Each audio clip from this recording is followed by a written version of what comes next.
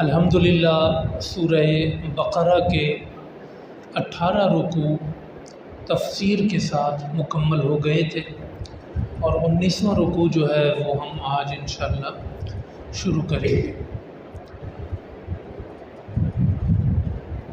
پچھلے رکوع میں یہ عرض کیا گیا تھا کہ اللہ پاک نے تحویل قبلہ کے جو احکامات ہیں ان کو مکمل کیا اور مکمل کرنے کے بعد حضور علیہ السلام کی بعثت کا ذکر فرمایا۔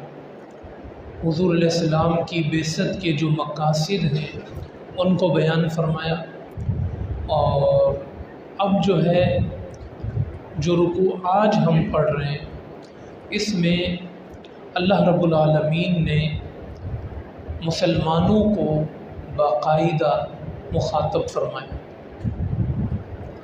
آپ جانتے ہیں کہ اس سے پہلے اہل یہود کو مخاطب کیا جاتا رہا اور ان کی حقیقتیں کھولی جاتی رہیں اور ان کے واقعات، ان کی ہسٹری، ان کی تاریخ بیان کی جاتی رہی، اور اب وہ مرحلہ آ گیا کہ مسلمان پہلے مدینہ منورہ میں اس مرحلے پر تھے کہ یہودی یہ سمجھتے تھے کہ برابر برابر چل رہا ہے،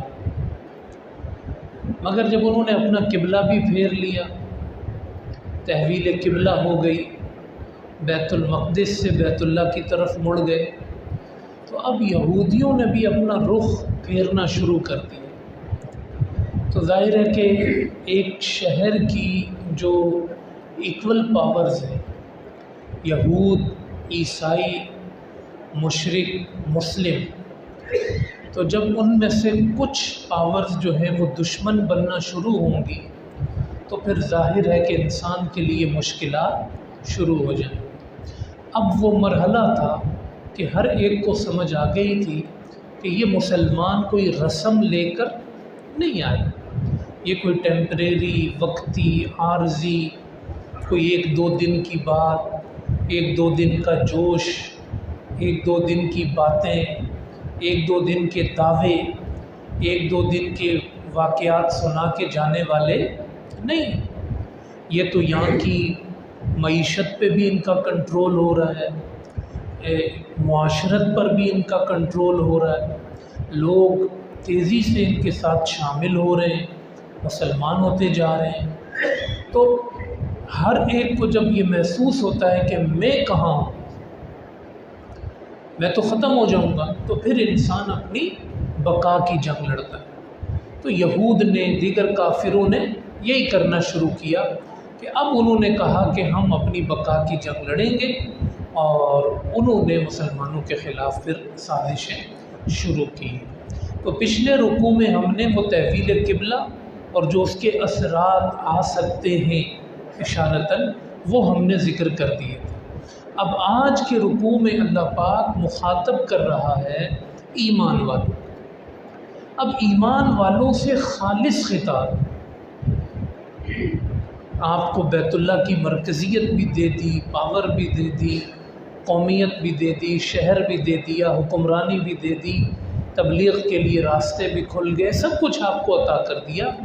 تو اس مرحلے پر بڑی ضرورت تھی کہ مسلمانوں کو بنیادی تعلیمات دی جائیں، مسلمانوں کو حقیقت بات بتائی جائے، مسلمانوں کو یہ بتایا جائے کہ یہ آسانیوں کے ساتھ کوئی الفت کے رستے پہ قدم رکھنے والی بات نہیں ہے۔ لوگ آسان سمجھتے ہیں مسلمان ہوں، تو اب مسلمانوں کو باقاعدہ سنجیدگی کے ساتھ دیکھیں خطاب ہو رہا ہے۔ فرمایا یا ایھا الذین آمنوا، اے ایمان والو، استعینوا بالصبر والصلاۃ، مدد حاصل کرو صبر کے ذریعے اور نماز کے ذریعے۔ مسلمانوں کو حکم کس کا دیا؟ صبر کا حکم دیا۔ صبر کب ہوتا ہے؟ جب آزمائش آتی ہے، تکلیف آتی ہے، پریشانی آتی ہے، جب کوئی کسی کو کہتا ہے یار صبر کرنا، تو یہ وہ در حقیقت صرف صبر کا حکم نہیں دے رہا ہوتا، وہ بتا رہا ہوتا ہے کہ اب تمہارے لیے ٹائم کون سا ہے، مشکل ٹائم۔ اسی لیے ہمارے بزرگ یہ کہتے ہیں کہ بندے کو خالص یہ دعا نہیں کرنی چاہیے کہ یا اللہ مجھے صبر دے، یا اللہ مجھے صبر دے۔ نارمل حالات میں کوئی پریشانی میں ہو تو پھر تو الگ بات ہوئی، لیکن نارمل حالت میں یہ دعا کرنا کہ صبر دے، اس کا معنی یہ ہے کہ پہلے تکلیف دے پھر اس پہ صبر کر، یہی مفہوم ہوا نا۔ تو صبر جو ہے وہ کسی چیز کو لے کر آتا ہے سب، تو اللہ پاک مسلمانوں کو کہہ رہا ہے کہ اے ایمان والو مدد حاصل کرو نماز کے ذریعے اور صبر کے ذریعے۔ تو اس کا معنی یہ ہوا کہ ان کو مدینے میں اپنا شہر ہے، سب کچھ اپنا ہے، مگر پھر بھی ڈرایا جا رہا ہے، تیار کیا جا رہا ہے، اور ان کو تعلیم دی جا رہی ہے کہ آپ نے معاشرے میں نکل کے لوگوں کے ساتھ صبر سے پیش آنا ہے، اور جب اپنے گھر میں ہوں یا مسجد میں ہوں تو رب کے سامنے سجدہ ریز رہنا، لوگوں سے تعلق میں صبر اور خدا سے تعلق میں نماز، یہ دو چیزیں اللہ پاک نے آگے کی تشریف لی، آگے بیٹھے آگے تشریف۔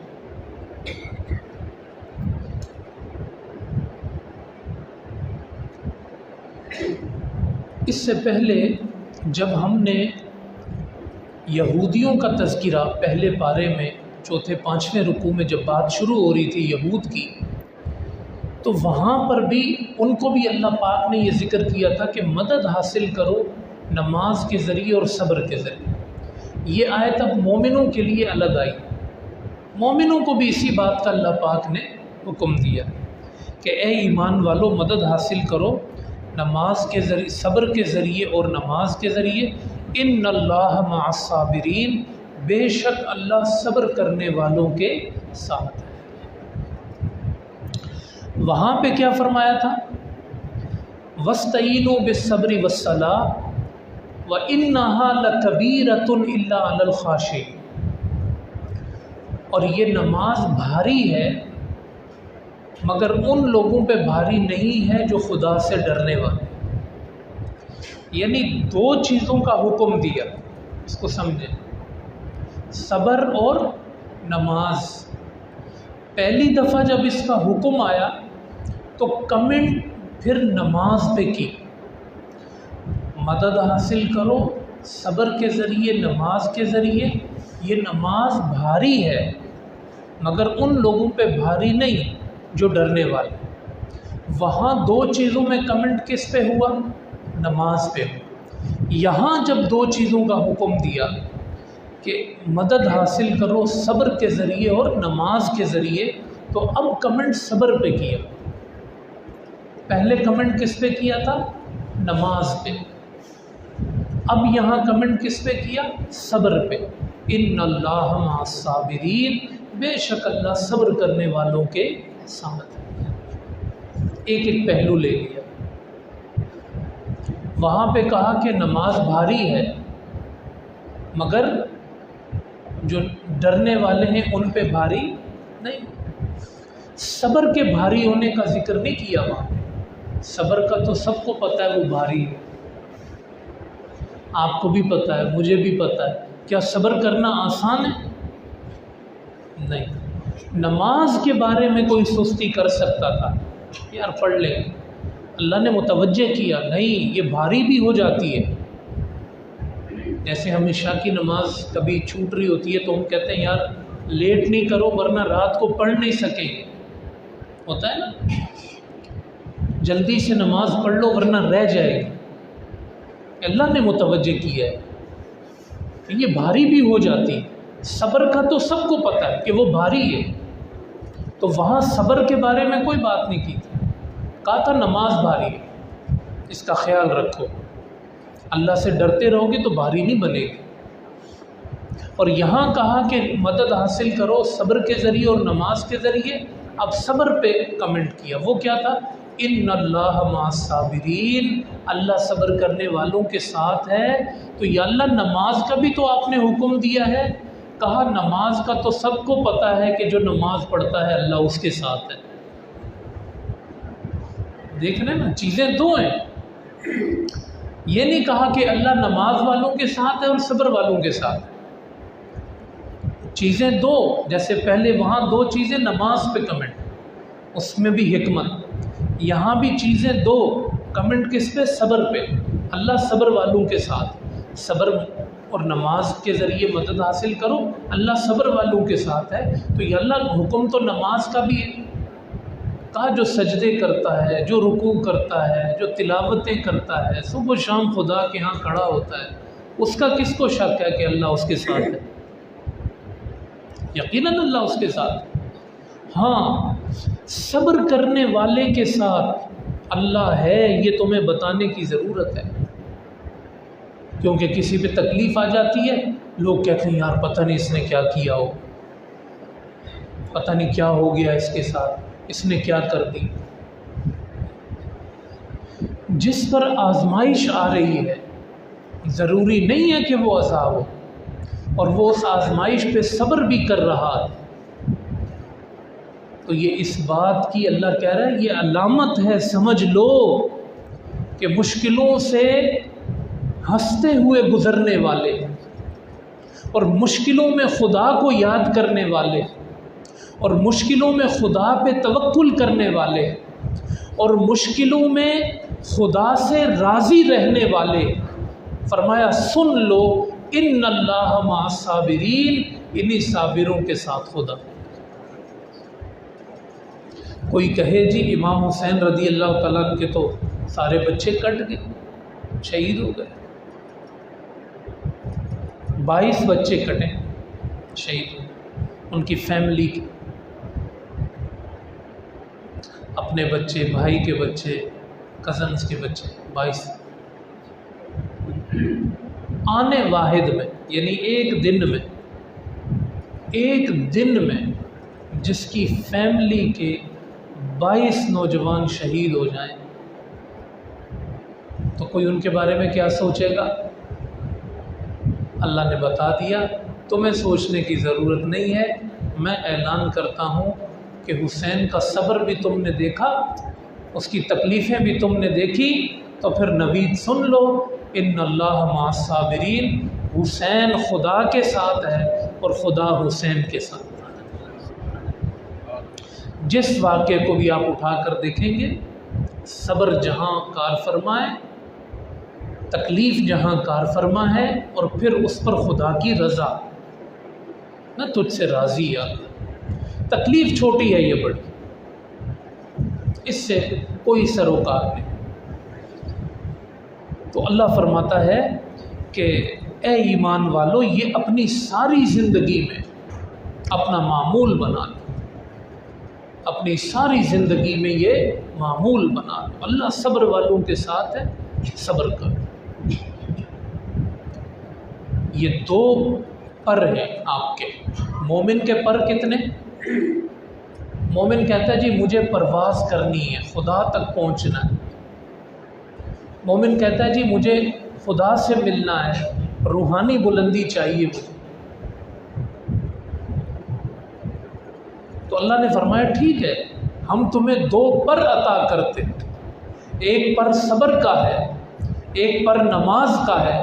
جس کو یہ پر لگ جائیں اس کی اڑان سیدھی جنت میں ہوتی ہے، وہ سیدھا جنت میں پہنچتا ہے. کیوں؟ اس نے خدا کی دی ہوئی سواری کو اپنا لیا. اور حالات مدینہ میں دیکھیں، یہودیوں کا رخ بدلا، انہوں نے مکہ والوں سے ساز باز کی، بدر پیش آئے. بدر میں صبر نہ ہوتا تو بدر میں کبھی کامیابی نہ ہوتی. صبر تھا تو وہ جمے رہے، ان کے دلوں میں اطمینان تھا، صبر تھا، قائم ہوا. جو نقصان ہوا، جو ہوگا دیکھا جائے گا. بس اتنا اطمینان ہے کہ ہم محمد والے ہیں اور ہم خدا والے ہیں. یہ اطمینان تھا۔ اور اس کے بعد بھی کہہ دیا نا، اے ایمان والو استعینوا بالصبر والصلاۃ۔ تو یہ ہر مسلمان کے لیے ہے۔ حضرت آدم علیہ السلام کا وہ جو پتلا تیار ہوا تھا سب سے پہلے، اس پر خوشیاں کم برسی تھی، غم زیادہ برسی تھی۔ ہر ایک کے لیے زندگی کی مشکلات کی طرف اشارہ ہے۔ تو فرمایا کہ مدینے والے بھی سن لیں، مکہ والے بھی سن لیں، پاکستان والے بھی سن لیں، دنیا میں جہاں جہاں مسلمان ہیں سن لیں، اے ایمان والو صبر اور نماز کو اپنی سواری بنا لو، ہتھیار بنا لو۔ ہم تمہیں نوید دیے دیتے ہیں، یا اللہ اتنا مشکل کام نوید دیے دیتے ہیں کہ جب آپ اس سفر سے گزر جائیں گے تو ہم آپ کے ساتھ ہیں۔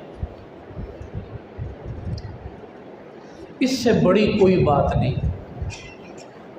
مجھے بتائیں اس سے بڑی کوئی نعمت ہے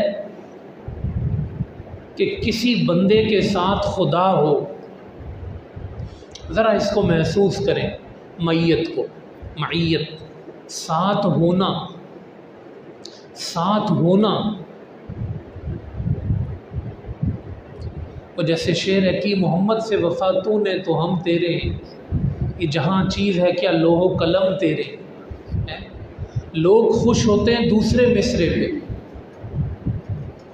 کہ ہمیں لوح و قلم مل گیا۔ لوح و قلم یعنی طاقت، پاور، جو لکھیں گے وہی ہوگا، لوح و قلم ہمیں مل گیا۔ لوح و قلم تو بھی دوسرے مصرے میں ہے، اصل کیا ہے کہ محمد سے وفا تو نے تو ہم تیرے ہیں۔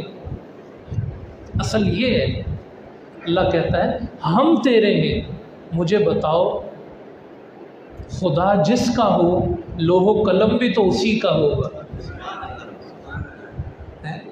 جس کے پاس خدا ہو اس کے پاس دنیا بھی ہے، جس کے پاس خدا ہو اس کے پاس آخرت بھی ہے، جس کے پاس خدا ہو اس کے پاس مصطفیٰ بھی ہے، جس کے پاس خدا ہو اس کے پاس صحابہ بھی ہیں، جس کے پاس خدا ہو اس کے پاس اہل بیت بھی ہیں، اس کے پاس جنت بھی ہے، اس کے پاس کامیابی بھی ہے۔ اصل یہ ہے کہ ہم تیرے، اللہ کہتا ہے ہم تیرے، جہاں چیز ہے کہ اللہ قلم، پھر سب تیرا ہے۔ جب ہم تیرے سب تیرا، جس کا رب اس کا سب، جس کا رب ہے اس کا سب ہے۔ تو جملہ بڑا چھوٹا سا ہے، ان اللہ مع الصابرین، اللہ آپ کے ساتھ، اس کو محسوس کرنے پہ جائیں۔ ابھی ہم کہتے ہیں خدا ہمارے ساتھ ہے، کوئی محسوس کر کے دکھائے، کہاں ہے خدا؟ اپنی شان کے مطابق وہ بندے کو کہہ رہا ہے میں تیرے ساتھ ہوں، اور اس قدر تیرے ساتھ ہوں کہ نحن اقرب الیہ من حبل الورید، میں تیری شہ رگ سے بھی زیادہ تیرے قریب۔ ہاں، یہ رسموں والی بات نہیں ہے، یہ حقیقت پر مبنی بات ہے۔ خدا بندے کے ساتھ ہے، خدا بندے کے ساتھ ہے۔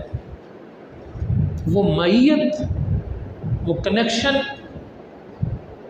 وہ روحانی بھی ہے، ظاہری بھی ہے، تو وہ محسوس کرنے کی چیز ہے۔ یہ سب سے بڑا تمغہ الہی اور سب سے بڑا انعام الہی، ان اللہ مع الصابرین۔ پھر فرمایا وَلَا تَقُولُوا لِمَن يُقْتَلُ فِي سَبِيلِ اللَّهِ أَمْوَاتٌ، اور جو اللہ کی راہ میں شہید کر دیے جائیں انہیں مردہ نہ کہو، انہیں مردہ نہ کہو، بل احیاء، بلکہ وہ زندہ ہیں، وَلَٰكِن لَا تَشْعُرُونَ، لیکن تم ان کی زندگی کا شعور نہیں رکھتے۔ جو اللہ کی راہ میں شہید کیا جاتا ہے اس کی روح اس کے بدن سے جدا ہوتی ہے، اور اس کی روح پرواز کرتی ہے، اور پرواز کرتے کرتے جنت میں پہنچ جاتی ہے۔ اور میرے بندے وہ زندہ ہے، یہ گمان بھی نہ کرنا کہ وہ مر گیا۔ تمہیں پتہ نہیں کہ وہ کہاں کی سیر کر رہا ہے، تمہیں پتہ نہیں وہ کن نعمتوں میں ہے، تمہیں پتہ نہیں وہ کن لذتوں میں ہے۔ حضرت جابر رضی اللہ تعالیٰ عنہ بڑے غمگین تھے احد میں والد کی شہادت پہ، تو حضور نے کہا میں تمہیں بتاؤں نا کہ تمہارے والد عبداللہ کدھر ہیں؟ کہا یا رسول اللہ یہ تو بڑی بات ہے، حضور خود بتائیں۔ کہا وہ اللہ کے پاس پہنچے تو اللہ نے ان سے بات کی، تمہارے والد کو یہ نعمت، یہ خصوصیت ہے تمہارے والد کی کہ خدا نے تمہارے والد سے کلام کیا ہے۔ یا رسول اللہ کیا کلام کیا؟ کہا کلام یہ کیا کہ کیا چاہتے ہو؟ تمہارے والد کی روح نے کہا کہ دنیا میں واپس جانا چاہتا ہوں، تیری راہ میں بار بار شہید ہونا چاہتا ہوں۔ کیا شان ہے صحابہ کے لیے۔ تو کہا یہ نہیں، دنیا میں پلٹنا نہیں، آخرت ہی آخرت۔ تو یہ جو ہے وہ شان نبی بھی ہے کہ جو رہتے فرش پہ ہیں مگر خبریں عرش کی دیتے ہیں، نبی اس کو کی۔ تو فرمایا کہ شہید زندہ ہے، شہید زندہ ہے، یہ بڑا انعام ہے، بڑا اکرام، یہ دلیری ہے۔ شہادت کیا ہے؟ دلیری ہے، جرت ہے۔ موت سے جس کو ڈر نہ ہو اور راہ خدا میں جس نے جان دینی ہو اور جان دینے کے لیے بے چین، 25 25 30 30 12 12 13 13 سال کے بچے تک صحابہ کرام میں بے چین ہوتے تھے کہ کب شہید ہوں، کب شہید ہوں، کب شہید۔ اور میرے کریم آقا صلی اللہ علیہ وسلم،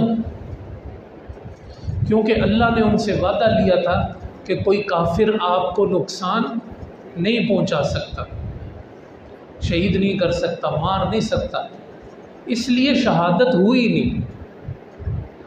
وگرنہ حضور کہتے تھے میری سب سے بڑی خواہش یہ ہے کہ میں تیری راہ میں شہید ہوں، پھر زندہ کیا جاؤں، پھر شہید ہوں، پھر زندہ کیا جاؤں، پھر شہید۔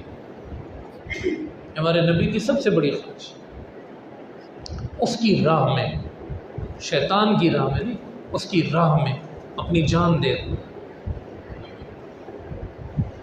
تو زہر سے بھی احادیث میں ہے کہ حضور کا وصال ہوا، لیکن اس شہادت اور اس خواہش کی تکمیل ایسے ہوئی کہ کربلا میں امام حسین رضی اللہ تعالیٰ عنہ جو حضور کے جسم کا ٹکڑا تھے وہ راہ خدا میں شہید ہو گئے۔ تو شہادت حسین شہادت مصطفیٰ کی تکمیل ہے، ان کی خواہش کی تکمیل۔ تو فرمایا کہ اس کو مردہ نہ سمجھو، وہ زندہ ہے لیکن تمہیں ان کی زندگی کا شعور۔ اور دیکھیں بات پہلی آیت میں صبر کی تھی اور دوسری آیت میں موت کی۔ آپ غور کر رہے ہیں، پہلی آیت میں بات کس کی تھی؟ صبر کی، اور دوسری آیت میں بات شروع کہاں سے ہوئی؟ موت سے، مرنے سے۔ یہ خدا کی شان اور یہ ہے مومن کی شان۔ صبر کے بہت سارے آگے کیٹیگریز آئیں گی، صبر کہاں کہاں ہے، لیکن صبر کا باب اور صبر کی کہانی اور صبر کا فلسفہ، صبر کی تاریخ اللہ نے قرآن میں اگر حکم دینے کے بعد شروع کی ہے تو مرنے سے کی ہے۔ مرنے والے پر صبر اور مرنے والے کا صبر، دونوں اس میں شامل۔ تو موت والے کی بات کی، جو مر جائے اس کو مردہ نہ کہو، خدا کی، اور مر جائے تو پھر ظاہر ہے پیچھے والوں نے صبر کرنا ہے، اور پیچھے صبر کا حکم دیا۔ تو یہ سب سے اعلیٰ صورت ہے صبر کی، مرنے والے پر صبر کرنا، اس کا سب سے پہلے اللہ نے ذکر کیا۔ ایک ہوتا ہے نا موت سے چھپنا، ڈرنا، یار موت کا نام نہ لو، دین کے لیے کوئی جان دے دے گا، یار یہ مرنے مرانے کی بات نہیں کرو، اللہ نے سب سے پہلے وہی بات کی. دیکھ لیں، پہلی آیت میں صبر، دوسری آیت میں کہا جو میری راہ میں مر جائے، ہائے ہائے، جو میری راہ میں قربان ہو جائے اس کو مردہ نہ کرو. بات ہی ہم یہاں سے شروع کر رہے ہیں. بل احیاء ولکن لا تشعرون، مرنے والے کی بات ہوئی. اب فرمایا وَلَنَبْلُوَنَّكُمْ بِشَيْءٍ، اور چیزوں سے بھی ہم تمہیں آزما سکتے، آزمائیں گے اور ضرور آزمائیں گے. نمبر 1 من الخوف، کبھی کسی چیز کا خوف دے کر، والجوع، اور بھوک دے کر، ونقص من الاموال، مال میں کمی کر کے. برابر والے کا بک رہا ہے، میرا کیوں نہیں بک رہا؟ اور لازمی نہیں ہے جادو ٹونا ہو. دیکھیں نقص من الاموال، مال میں اللہ کہتا ہے میں کمی کر دیتا ہوں کبھی کسی کی، مجھ سے کیا ناراض ہونا ہے؟ نقص من الاموال، والانفس، جان لے کر، والثمرات، اور پھل لے کر. ان ساری کیٹیگریز کو آپ تاریخ مدینہ کے تناظر میں بھی دیکھ سکتے ہیں، احد میں آپ دیکھ لیں، اور ارد گرد سارے ہی دشمن ہو، کبھی اس سے ڈرو، کبھی اس سے ڈرو، کبھی مکہ والوں سے ڈرو، کبھی قبیلے والوں سے ڈرو، مٹھی بھرے لوگ ہیں، خوف ہوگا کہ نہیں؟ اللہ کہتا ہے یہ جو خوف ہے نا حالات کا، یہ بھی میری آزمائش. جب قیامت کے دن اٹھیں گے نا آپ سارے لوگ، تو میں کہوں گا میری راہ میں چلنے کی وجہ سے انہیں خوف آیا تھا، میرے فرشتوں ان کو خوف پر بھی نوازو. سب سے بڑی چیز آدمی یہی ہوتا ہے، یار خوف، ٹینشن ختم کرو، جی خوف ختم کرو. اگر اللہ کی راہ میں کہیں خوف آئے بندے پر کہ میں خدا کی راہ میں چل رہا ہوں، یہ نہ یہ ہو جائے گا، یہ جو خوف دل میں آپ پال کے چل رہے ہیں نا، جو فطرتاً آئے گا ہی آئے گا. اللہ کہتا ہے یہ خوف بھی میری آزمائش ہوتی ہے، میں تمہیں آزما رہا ہوتا ہوں، گھبرانا نہیں. اس خوف سے بھی نکل جاؤ گے، ایک منزل ایسے آئے گی لا خوف علیہم ولا هم یحزنون. ولایت کا درجہ بھی مل جاتا ہے انسان کو، جہاں نہ خوف ہے نہ غم. تو فرمایا کہ کچھ خوف دے کر، کچھ بھوک دے کر. اللہ، احد میں صحابہ کرام کے پاس دفنانے کے لیے کفن بھی نہیں تھا، گھاس ڈال ڈال کے دفنائے گئے صحابہ کرام، گھروں میں کھانے کے لیے کچھ نہیں تھا. اللہ کہتا ہے اور میرے نبی کے صحابہ، تم سمجھتے ہو کہ میدان جہاد میں آپ قائم تھے، کھڑے تھے، اور پیچھے بیوی بچے بھوکے تھے، آپ کو بیوی بچوں کا بھی خوف تھا.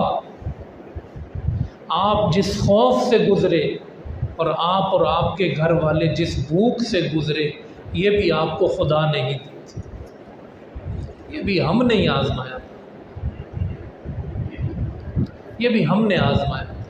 ہم کبھی بھوک دیتے، کبھی تبوک میں آپ دیکھیں کیا ہوا. صحابہ کرام کہتے ہیں بعض ٹولے ایسے بھی، گروہ ایسے بھی تھے، کھجور کی جو گٹھلی ہے وہ بھی 7 صحابہ نے چوس کے گزارا کی. ایک گٹھلیاں چوس کے گزارا کیا تبوک جانے کے لیے. کچھ بھی نہیں تھا، سال کا اینڈ ہو رہا تھا، کھجوریں تھی ہی نہیں، اور جو پک رہی تھی ان کو اتارنا تھا. حضور نے کہا اتارنے سے پہلے نکلو. ایک تو پیٹ بھوکا، پیچھے کاروبار کا نقصان. دیکھ رہے ہم ہوتے کہتے یا رسول اللہ یہ سیزن لگ جائے، کافروں نے کدھر جانا ہے، وہ تو ادھر ہی بیٹھے ہیں، روم والے ان کو دیکھ لیں گے. کیا شان ہے صحابہ. جب حضور نے کہا چلنا ہے تو یا رسول اللہ چلنا ہے. ایک بھی بندہ گھر میں نہیں بیٹھا. 30,000 کا لشکر لے کے گئے حضور.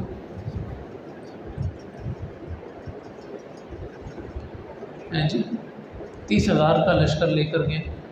ہم لوگ تو دینی پروگرامز میں ادھر ادھر بھی کہتے ہیں یار لوگ پہلے پہنچ جائیں تو میں پہنچ جاؤں گا. 30,000 میں یہ جنہوں نے جان دینے کے لیے نکلنا تھا سب آگے دوڑ رہے تھے. سب آگے سارے ہی نکلے. یہ نہیں کہ یار وہ چلا جائے گا، میں نہیں گیا تو کیا ہو، میں نہیں گیا تو کیا ہو. اللہ فرماتا ہے ہم آزماتے ہیں. اور صحابہ آگے سے کہتے ہیں یا اللہ ہم آپ پر قربان اور آپ کے مصطفیٰ پہ قربان. آپ آزماتے جائیں ہم پورا اترتے جائیں. بھوک دیتے ہیں، مال لے لیتے ہیں. مال لے لیا اللہ نے، مال اللہ نے لے لیا. گئی کھجوریں، کاروبار گیا سارا. جائے جانیں لے لیتے ہیں. احد میں 70 صحابہ شہید ہو گئے. ہر گھر میں میت، ہر گھر میں میت. حضور کے گھر میت ہیں اور قریب ترین میت امیر حمزہ. اور مسلح ہوا تھا امیر حمزہ کا. جسم کے ٹکڑے ٹکڑے ہو گئے. سینہ نکالا گیا تھا، دل نکالا گیا تھا، کان کٹے ہوئے تھے، سب شہید کر. تو ان کی بہن کو حضور نے دیکھنے نہیں دیا، قائم کو نہیں دکھا. ہر گھر میں اس طرح کے واقعات. کہیں کونے سے یہ آواز آئے کہ حضور کے ساتھ چلے تھے تو پورا محلہ مروا دیا.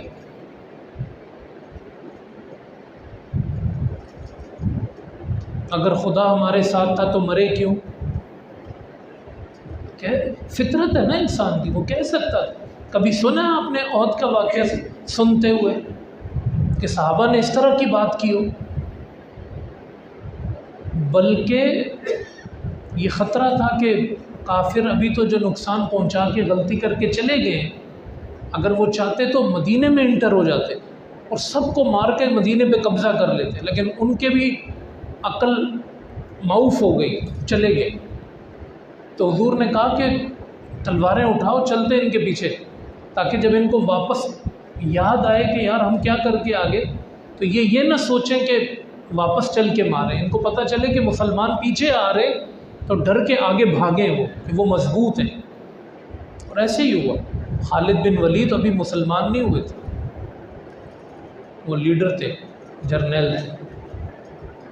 وہ مڑے ایک دم، کہا ہم کیا کر رہے ہیں، واپس چلنا ہے. جاسوس نے خبر دی کہ حضور آ رہے ہیں پیچھے. کہا اچھا پھر آگے چلو. تو ہر گھر میں میت ہے، لیکن حضور کہہ رہے ہیں چلو تو چلو، اور آگے چلو، اور آگے چلو. ابو ایوب انصاری رضی اللہ تعالیٰ عنہ کا مزار ترکی میں آپ نے دیکھا ہو. میزبان رسول ہیں، ان کا تمغہ تھا. 70-80 سال کی دہائی کی ان کی زندگی عمر ہے. قسطنطنیہ فتح کرنے، استنبول حضور نے کہا تھا جو فتح کریں گے وہ جنتی. نکل پڑے. وہاں آپ کی عمر بہت زیادہ ہے. کہا موت کا وقت قریب ہے، میں چاہتا ہوں کہ اپنے گھر سے دور مروں، تاکہ اللہ سے کہوں کہ یا اللہ تیرے دین کے لیے اتنا دور گیا وقت. جہاں شہید ہوئے، جہاں وصال ہوا ہے، تو وہاں بھی کہہ رہے تھے کہ دیکھو میں مرا تو یہاں ہوں، کافر سامنے، لیکن کوشش کرنا کہ 10 گز 20 گز 40 گز 100 گز جتنا آگے جا سکو جانا، مدینے سے مجھے دور کرنا.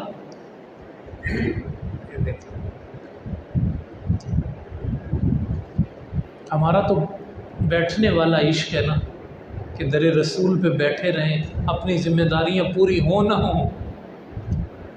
صحابی کی سوچ دیکھیں، مدینے سے جتنا دور میں کہہ سکوں یا رسول اللہ آپ سے اتنا دور گیا تھا آپ کے دین کے لیے. کوئی افریقہ پہنچا، کوئی یورپ پہنچا، کوئی کہاں پہنچا، وہاں جا کے جانے دی، شہید ہوئے. اے رسول اللہ آپ کے دین کے لیے نکلے. ہاں تعلق تو مدینے سے مضبوط رہا. حضور اس پہ خوش ہیں کہ ان کے دین کا کام ہو. ہمارے حکمران کہتے ہیں دروازہ کھل گیا ہمارے لیے،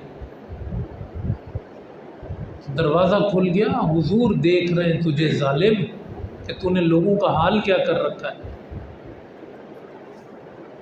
یہ دروازے تو یزید کے لیے بھی کھلے ہوئے تھے، لیکن یہ دنیا ایسی، آخرت میں جواب دینا.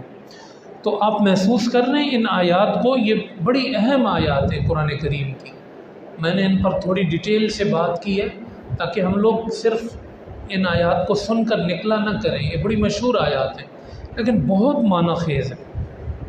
ساری زندگی کا ان میں نچوڑ ہے ہر ایک کے لیے. فرمایا ہم خوف سے، بھوک سے، مال لے کر، جانیں لے کر ہم آزماتے ہیں، ہم ضرور آزمائیں گے. ہم ہر گھر میں اسرائیل کو بھیجیں، بار بار بھیجیں. اور پھل لے لیتے جیسے تبوک میں کھجوریں لے لی اللہ نے، پھل لے لیے. ایک معنی تو یہ ہے. ایک معنی یہ ہے کہ کاروبار کر رہے ہوتے ہیں وہ ہمارا پھل ہوتا ہے، وہ ڈوب جاتا ہے تو لے لیتا ہے اللہ پاک. پھل لے لیا، آپ کی زندگی بھر کا پھل لے لیا. آپ نے ایک چیز میں 30 سال 40 سال محنت کی تھی، چلا گیا. تو اللہ کہتا ہے ہم کبھی کسی سے لے لیتے ہیں، ایسا بھی ہم کر لیتے ہیں. بندے کی رضا دیکھتے ہیں کہ وہ ہم سے خوش ہے یا ناراض ہے. اور مفسرین نے لکھا کہ کبھی ایسا بھی ہوتا ہے کہ جیسے ایک آدمی نے سود کا کمایا، حرام کمایا، حرام کی زندگی تھی، جب خدا کی طرف پلٹا تو اس کو لگا کہ اگر خدا کی طرف پلٹوں گا تو سارا کچھ چھوڑنا پڑے گا، سارا پھل جائے گا، نئے سرے سے پاک حلال کرنا پڑے گا. تو وہ کہتا ہے بھلے جھونپڑی میں محل سے نکل کے رہنا پڑے لیکن سب چلا جائے میرے رب کی رضا نہ جائے، حلال نہ جائے. یہ بھی اس کا معنی ہو سکتا ہے کہ میں پھل ہی لے لیتا ہوں، ساری زندگی کا نچوڑ ہی لے لیتا ہوں. بندے پہ آزمائش آ جاتی ہے. ہمارے یہاں تو یہ ہوتا ہے کہ ساری زندگی کرپشن کرتے رہو، ساری زندگی لوٹ مار کرتے رہو. اور کوئی بندہ کہتا ہے آ بھائی میرے دامن میں آ، تیرے کو جو ہے وہ 2 رکعت نماز نفل پڑھ کے توبہ کرائیں گے، سب توبہ ہو جائے. کہ بہت سارے لوگ اصلاح یافتہ کہ ہمارا فلاں حضرت سے تعلق ہے، ہم فلاں کے ساتھ ہیں، ہم فلاں جماعت میں جاتے ہیں، فلاں ہے، سب معاف ہو رہا ہے. ایسا کچھ بھی نہیں. ابھی میں کچھ پیپرز دے رہا تھا تو اس میں ایک اردو میں ایک ڈرامہ یا کہانی بنائی ہوئی تھی. ظاہر ہے کہ کہانیاں کسی کردار پر بنتی ہیں. تو چور نے جو ہے وہ گھر سے، یعنی 40 50 60 سال پہلے کی کہانی، 170 روپے چرا لیے اور اس میں لکھا ہوا تھا پرچے پر کہ یہ بچے کے علاج کے لیے پیسے ہیں، ان کے ذریعے جائیں گے فلاں شہر میں اور علاج کرائیں، راستے کے لیے یہ خرچہ ہے. تو اس کا دل بڑا وہ ہوا کہ میں نے کیسے پیسے چرا لیے. تو واپس گھر پہ گیا، دستک دی، پھر ارادہ بدل گیا، جیب میں ہاتھ ڈالا لیکن پھر پیسے نہیں نکالے، ایسے ہی چلے. اگلے دن پھر وہاں پہ آیا کہ کیا کروں، پیسے واپس کروں نہ کروں. تو دیکھا کہ بچے کی لاش نکل رہی، گھر سے میت نکل رہی. بڑا آنکھوں کے آگے اندھیرا آیا اور چکر آئے کہ یہ کیا کر دیا میں نے. تو بچے کو جب لے جا کے قبرستان میں دفنایا گیا تو چور نے جا کے جو ہے وہ قبر پہ 12 روپے کے پھول ڈالے، 3 روپے گورکن کو دیے، اور پھر ضمیر مطمئن ہو گیا کہ چلو میں نے نیک کام تو کیا۔ یہ بڑی معاشرتی کہانی ہے۔ ہم لوگ بھی اسی طرح معاشرے میں دیکھیں گے کہ سب کچھ کرتے رہے، آخر میں بس تھوڑا سا نمک ڈالا کہ یہ میں نے کر لیا، ہم سمجھتے ہیں سب معاف ہو گیا۔ یہ ضمیر ہے اجتماعی۔ تو بہرحال اللہ پاک نے فرمایا کہ پھل بھی لے لیتا ہوں میں، تو ہر حال میں اللہ کی طرف جانے میں جلدی کرنی چاہیے اور دنیا کو چھوڑنا چاہیے اگر دونوں آمنے سامنے آ جائیں۔ اللہ فرماتا ہے وَبَشِّرِ الصَّابِرِينَ، اور صبر کرنے والوں کو بشارت دے دو، خوشخبری دے دو، بشارت دے دو۔ الذین، وہ لوگ، اذا اصابتہم مصیبہ، جب ان کو کوئی مصیبت پہنچتی ہے، قالو، تو کہتے ہیں، انا للہ، ہم اللہ ہی کی طرف سے ہیں، ہم اللہ ہی کے لیے ہیں، ہم اللہ کے ہیں، وَإِنَّا إِلَيْهِ رَاجِعُونَ، اور ہمیں پلٹ کر اسی کے پاس جانا، ہم اسی کی طرف سے آئے ہیں اور ہم نے اسی کی طرف پلٹ کے جانا ہے۔ تو پھر مصیبت کیا، پھر تکلیف کیا، پھر آزمائش کیا؟ اگر تکلیف ہمیشہ رہنے والی ہو اور ہمیں پلٹ کے اللہ کے پاس نہ جانا ہو تو پھر ایک مسئلہ ہے، یوں آئے ہیں یوں واپس جانا ہے، پھر کیا مسئلہ ہے؟ یعنی یہ دل کے اوپر ایک رکھنے والا مرہم ہے یہ جملہ، انا للہ و انا الیہ راجعون۔ کسی قریبی کا انتقال ہو جائے، انا للہ و انا الیہ راجعون۔ سوئی چبھ جائے، انا للہ و انا الیہ راجعون۔ چھوٹے سے چھوٹا مسئلہ پریشانی ہو، بڑے سے بڑا مسئلہ ہو، یہ وظیفہ ہے اس کا۔ جیسے لائٹ چلی جاتی ہے تو اس وقت لوگ پڑھ دیتے ہیں انا للہ و انا، پڑھ سکتے ہیں۔ کسی بھی تکلیف میں آپ کو تکلیف محسوس ہو، آپ اظہار یہ کر دیں کہ ٹھیک ہے آ گئی، جانا اللہ کی طرف، اللہ کی طرف سے آئی، اللہ کی طرف۔ تو یہ وظیفہ جن لوگوں کا بن جائے، یعنی یہ صرف زبان پہ نہ ہو، دل میں بھی یہی کیفیت، حال اور قال برابر ہو جائے، زبان اور دل برابر ہو جائے، اور بندہ دل سے مطمئن ہو جائے اپنے رب کے ساتھ اور کہے کہ انا للہ و انا الیہ راجعون۔ اولئک علیہم صلوات من ربہم، یہی وہ لوگ ہیں کہ جن پر ان کے رب کی سوغاتیں نازل ہوتی ہیں، ورحمہ، اور یہی لوگ ہیں جن پر خدا کی رحمت نازل ہوتی ہے۔ آپ دیکھ رہے ہیں کہ یہ تکلیف میں ہے، اس نے صبر کر کے رحمت کی چادر اوڑھی ہوئی، جیسے امام حسین رضی اللہ تعالیٰ نے اوڑھ لی تھی، شہدائے کربلا نے چادر اوڑھ لی تھی۔ تکلیفیں آتی جا رہی ہیں اور خدا کی رحمت بھی وہاں پر برس رہی ہے۔ فَأُولَئِكَ هُمُ الْمُهْتَدُونَ، اور ان پر رحمت بھی برستی ہے اور یہی لوگ ہدایت یافتہ ہیں۔ ہدایت پر بھی یہ لوگ ہیں جو اپنے رب کے ساتھ مشکل وقت میں رہتے ہیں اور اپنے رب کا در چھوڑتے نہیں۔ پھر فرمایا کہ ان الصفا والمروۃ من شعائر اللہ، صفا اور مروہ بھی اللہ کی نشانیوں میں سے ہیں۔ فمن حج البیت، جس نے بیت اللہ کا حج کیا، او اعتمر، یا عمرہ کیا، فلا جناح علیہ، تو اس پہ کوئی حرج نہیں ہے، ان یطوف بہما، کہ وہ جو ہے وہ ان کا طواف بھی کرے، یعنی ان کی سعی بھی کرے۔ یہاں سعی کو طواف کہا ہے اللہ پاک۔ ومن تطوع خیرا، اور جو بھی بھلائی کا کام کرتا ہے، فإن اللہ شاکر علیم، تو بے شک اللہ پاک شکر قبول کرنے والا، علم رکھنے والا ہے۔ تو صبر کا بیان آیا تو اس کے ساتھ ہی اللہ نے صفا مروہ کا ذکر فرما دیا۔ کہا ہم نے ایک تو آپ کو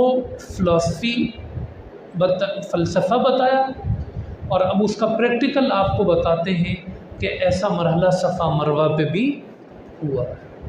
جب والدہ دوڑ رہی تھی بے چینی سے، بچہ پیاس سے بلک رہا تھا، ہم نے تمہیں چند آیتیں پہلے ہی بتایا ہے کہ اللہ صبر والوں کے ساتھ ہوتا ہے، تو اس کا ایک منظر تمہیں بتا دیں، جب بی بی ہاجرہ کو کوئی پانی دینے والا نہیں تھا تو اللہ نے زمین سے زمزم نکال کے دیا۔ کیوں؟ ان اللہ مع الصابرین، کیونکہ اللہ صبر والوں کے ساتھ۔ انہوں نے صبر کیا۔ ابراہیم نے پلٹ کے بھی نہیں دیکھا۔ کیا کہنا ہے؟ یہ حیران کہ ایک تو ہمیں یہاں تنہائی میں چھوڑ کے جا رہے ہیں، شیرخوار بچہ ہے، بیوی اکیلی ہے، اور مڑ کے بھی نہیں دیکھ رہے، چھوڑا اور پلٹ کے جا رہے ہیں۔ کیا خدا کی حکم کی تعمیل ہے! ابراہیم علیہ السلام کو حکم تھا تو وہاں چھوڑ کے پلٹ کے آئے۔ کہ ابراہیم مڑ کے بھی نہیں دیکھتے ہیں آپ؟ اور پھر قربان جائیے بی بی ہاجرہ پہ۔ اگلا سوال یہ تھا، ابراہیم لگتا ہے یہ حکم تمہیں رب نے دیا؟ کہا ہاں ہاجرہ یہ حکم رب کا ہے۔ کہا پھر پلٹنا نہیں، پھر جائیں، پھر مسئلہ نہیں ہے۔ اگر خدا کا حکم ہے تو پھر اسماعیل اور ہاجرہ کو وہ خود سنبھالے گا، چلے گی۔ دیکھیں نا، صبر ہے یہ صبر ہے۔ اپنے اللہ سے کہیں کہ ہم کیسے اکیلے رہیں گے، یہ نہیں کہا بی بی ہاجرہ، کہا آپ جائیں، آپ کو اللہ نے حکم دیا۔ اور جیسے بڑے ہو کے اسماعیل نے کہا تھا چھری پھیریں، آپ کے رب نے کہا ہے۔ سارا کنبہ ہی دیکھے صبر والا۔ کیا حضرت قربان جائیں ان کے قدموں پہ، نالین پہ حضرت ابراہیم، تو فوراً ہی اللہ نے ساتھ بتا دیا کہ یہ جو زمزم کے پانی پیتے ہو، یہ جو زمزم کا پانی لے کے آتے ہو، سوغاتیں بانٹتے ہو، یہ کس کی نشانی ہے؟ یہ صبر والوں کی نشانی ہے۔ اور خدا صبر والوں کے ساتھ ہے، یہ اس بات کی نشانی ہے۔ یہ پانی پی کے صرف یہ نہیں سوچنا کہ ہم نے کوئی شفا والا پانی پی لیا، جب بھی زمزم پینا تو یہ یاد رکھنا کہ خدا صبر والوں کے ساتھ ہے۔ خدا کے چشمے پھوٹ پڑتے ہیں صبر والوں کے لیے۔ ساتھ ہی دیکھیں بیان فرمانے، اور یہ کیوں کہا کہ کوئی حرج نہیں ہے کہ عمرہ کرو تو پھر ساتھ صحیح بھی کر لو؟ یہ نفلی قرار نہیں دیا جا رہا، صحیح واجب ہے، لیکن یہ پیٹرن اس لیے ہے کہ صفا پہ اصاف اور مروہ پہ نائلہ نامی بت رکھے ہوئے ہوتے تھے، تو انہوں نے صفا مروہ کو اپنی رسموں کی آماجگاہ بنا لیا تھا، تو آہستہ آہستہ لوگوں نے صفا مروہ جانا ہی چھوڑ دیا تھا۔ تو اللہ پاک نے حکم دیا جو ان کا کام تھا وہ ان کا کام تھا، اس سے صفا مروہ پہ کوئی اثر نہیں پڑتا ہے۔ کوئی مسجد میں لے جا کے بت رکھ دے، مسجد رہے گی، بت اور بت کی گندگی اپنی جگہ، مسجد تو نہیں بدلے گی۔ تو فرمایا آپ صفا مروہ نہیں چھوڑیں، جب بیت اللہ کا طواف کریں تو پھر یہاں سے جائیں اور صفا مروہ کی صحیح کریں۔ آپ نائلہ اور اصاف نامی بتوں کو نہیں دیکھیں، آپ ہاجرہ کے قدموں کو دیکھیں۔ تو آپ نے وہاں صحیح کرنی ہے اور خیر کا کام کرنا ہے۔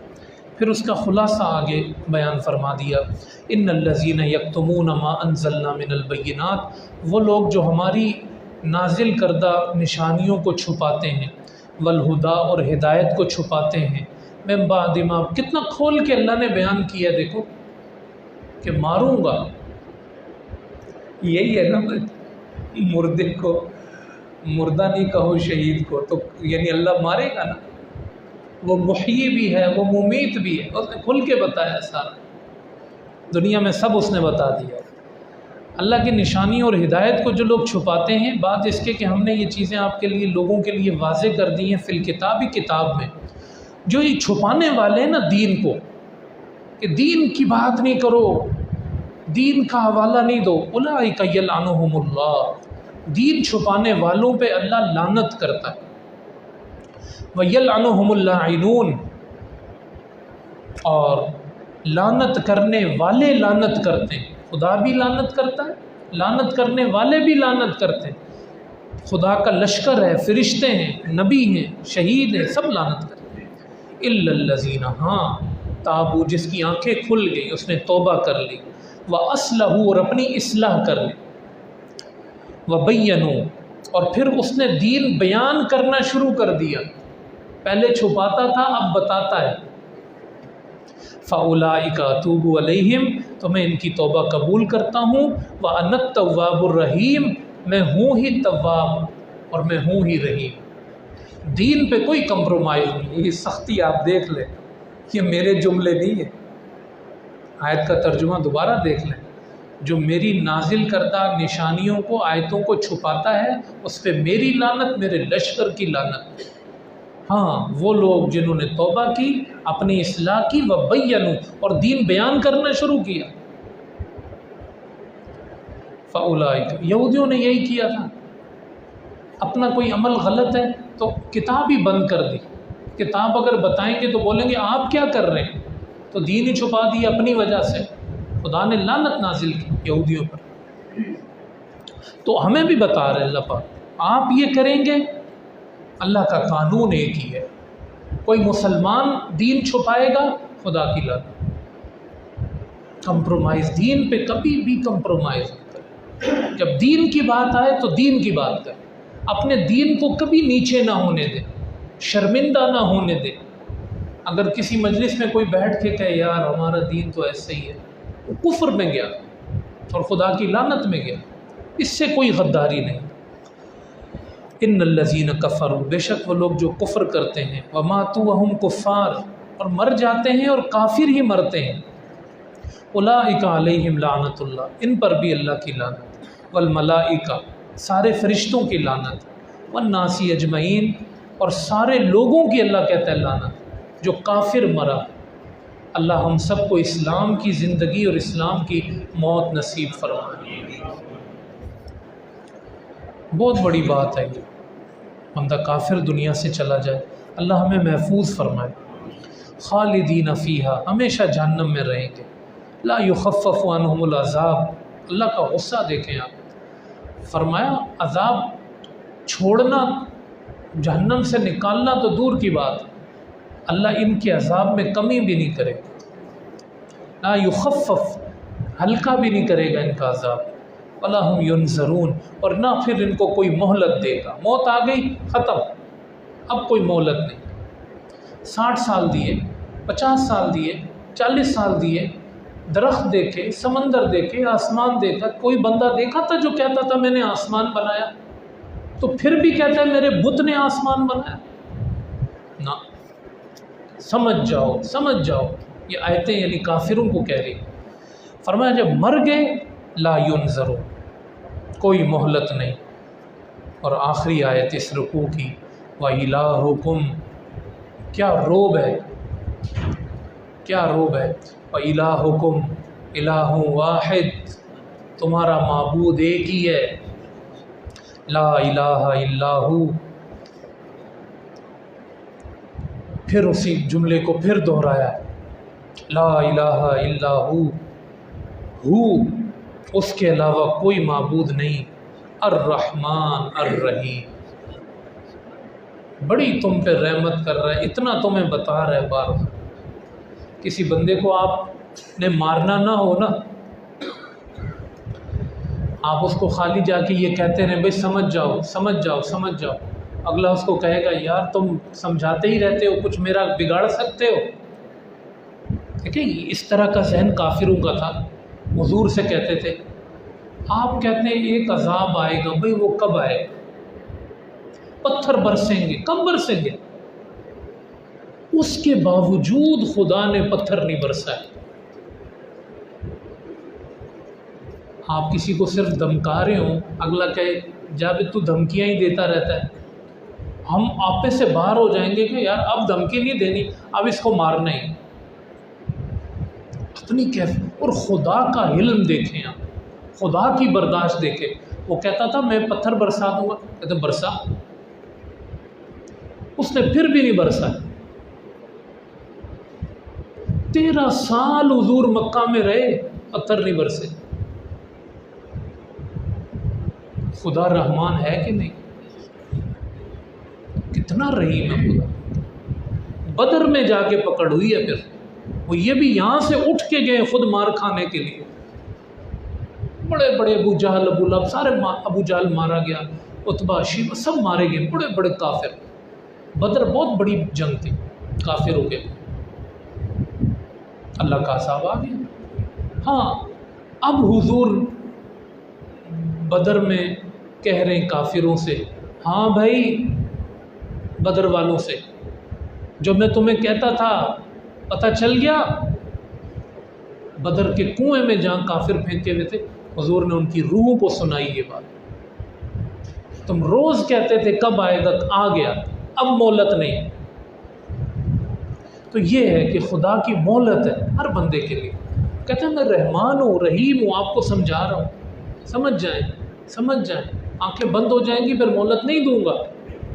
اللہ پاک سے دعا ہے کہ وہ اس رکوع کی تفسیر کی برکت سے ہمیں اپنی ذات کی طرف ہمیشہ پلٹنا نصیب فرمائے، رجوع نصیب فرمائے، سرکشی، تکبر، عناد اور گناہوں کو کنٹینیو کرتے رہنا۔ اللہ ان نحوستوں سے ہمیں ہماری اولادوں کو محفوظ فرمائے۔ وما علینا الا البلاغ۔